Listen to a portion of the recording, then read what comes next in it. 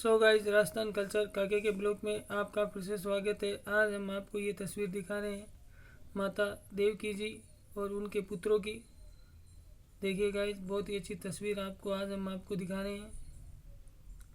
ये देखिए गाइस, माता देवकी और उनके सारे पुत्र। तो गाइस, हमारे चैनल को ज़्यादा से ज़्यादा लाइक एंड सब्सक्राइब करें गाइस। सब्सक्राइब करना ना भूलें क्योंकि हमारा चैनल मोनेटाइजर नहीं हुआ है। आपसे विनती है, सबसे पहले हमारे चैनल को सब्सक्राइब करें गाइस। तो ये देखिए गाइस, आपको दिखा रही है तस्वीर और इनके बारे में हम आपको देंगे थोड़ी जानकारी गाइस। तो देखिए गाइस, तस्वीर महाराज अग्रसेन के एक भाई थे, उसका नाम देवक था। देवकी जी उन्हीं की कन्या थी। वे कंस से छोटी थी, अतः वे इनसे अधिक स्नेह करता था। देवकी जी ने इनका विवाह वासुदेव जी के साथ अत्यंत धूमधाम से संपन्न किया। इस अवसर पर उन्होंने वासुदेव जी को बहुत सा दहेज दिया। कंस अपनी बहन की विदाई के लिए समय स्वयं रथ हाँकते हुए नव दंपति को पहुंचाने चला। उसी समय आकाशवाणी हुई, मूर्ख, जिस बहन के प्रति स्नेह प्रदर्शित करने के लिए उसके रथ को तू स्वयं हाँक रहा है, उसी का 8वां गर्भ तुम्हारा काल होगा। दुष्ट की प्रीत स्थिर नहीं होती। आकाशवाणी सुनते ही कंस सने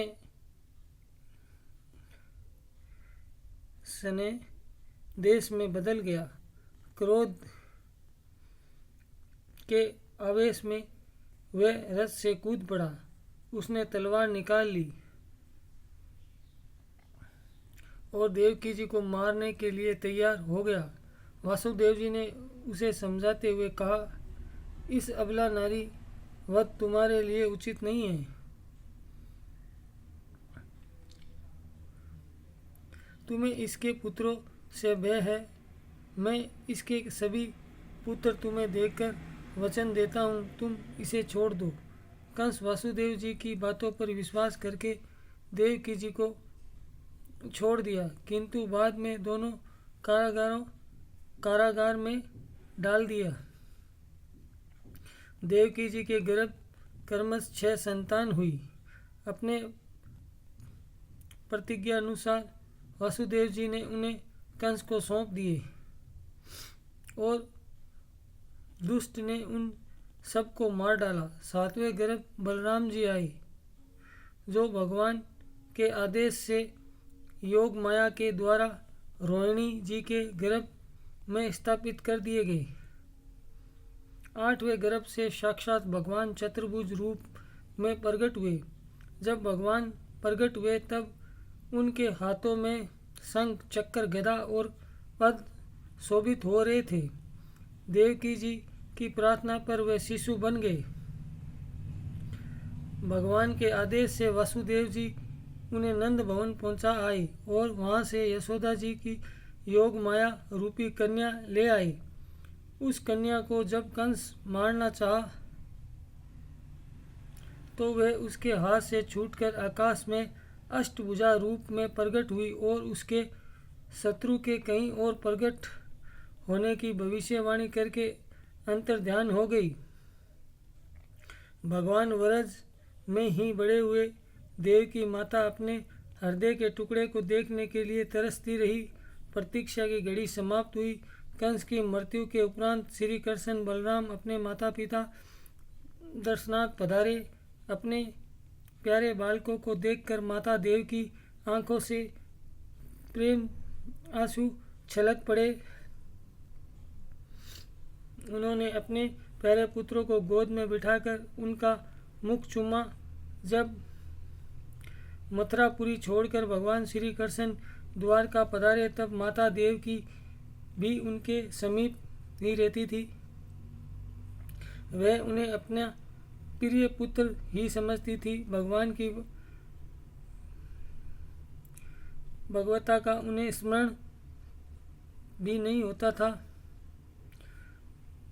मात्र स्नेह व्यक्त करने के लिए भगवान भी माता की हर प्रकार से सेवा करते थे। माता ने जब सुना कि श्री कृष्ण गुरु दक्षिणा में गुरु के मर्त पुत्रों को पुनः जीवित अवस्था में प्रदान किया है, तो उन्होंने भी कंस के द्वारा मारे गए अपने सभी पुत्रों मिलने की इच्छा व्यक्त की। भगवान श्री कृष्ण बलराम पाताल जाकर मरे हुए अपने 6 भाइयों को लेकर आए। माता देवकी ने देखा कि मेरे पुत्र अभी भी उसी अवस्था के हैं। उनके स्तनों से दूध टपकने लगा और वे अपने पुत्रों को गोद में बिठाकर दूध पिलाने लगी। भगवान श्री कृष्ण द्वारा उच्छिष्ट स्तनों का पान करके माता देवकी के पुत्र देवलोक चले गए। अब माता को ज्ञान हुआ कि भगवान श्री कृष्ण मेरे साधारण पुत्र नहीं हैं, वह तो चराचर जगत के स्वामी हैं और विश्व के एकमात्र अधीक्षर है। यदुवंश के नाश हो जाने एवं भगवान श्री कृष्ण के परम धाम पधारने के बाद माता देवकी भी प्रसन्न प्रवास क्षेत्र में जाकर अपने 5 भौतिक देह का त्याग कर दिया और भगवात्मक को पधारी। तो गाइज, आज हमने आपको बहुत ही अच्छी जानकारी दी भगवान कृष्ण और देवकी माता के बारे में। तो हमारे चैनल को ज़्यादा से ज़्यादा सब्सक्राइब करें गाइज। सब्सक्राइबर की हमें बहुत ही ज़्यादा आवश्यकता है।